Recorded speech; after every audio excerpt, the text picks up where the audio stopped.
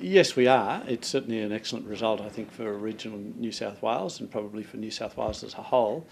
We do have some concerns, though, that such a landslide win may create some difficulties further down the line in terms of keeping everybody happy and pursuing the goals that we want to be pursued. So there's pluses and minuses, but it's certainly, I think, a pretty good indication that the community was had gone past the 16 years of Labor's rule and we're looking forward to the coalition meeting some of its promises.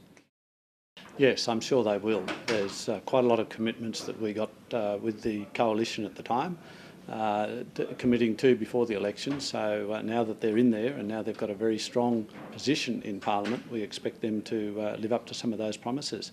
And those include a substantial improvement in the spending on roads and timber bridges and rail lines, so the whole transport area. Also in terms of the research and development spend, we need that to be increased, and we were seeking 120 million, which only took it back to the 1970 levels, but that may not be reached just yet, but there's certainly a commitment there to put money into research and development. So ultimately, not only rural New South Wales, but agriculture as a whole is going to be better off as a result. Well, I think it's a realisation by the community that individuals outside one of the major parties really can't achieve for their area the sorts of things that perhaps they'd like to achieve or the independents would like to promise. I think also there was a bit of a reaction to the independents and the position they took in the federal as a result of the federal election.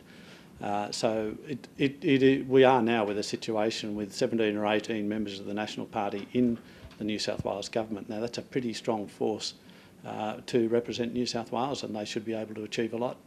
Well, we need to wait and see how the ministry is formed and then ultimately how some of the staff are distributed or employed.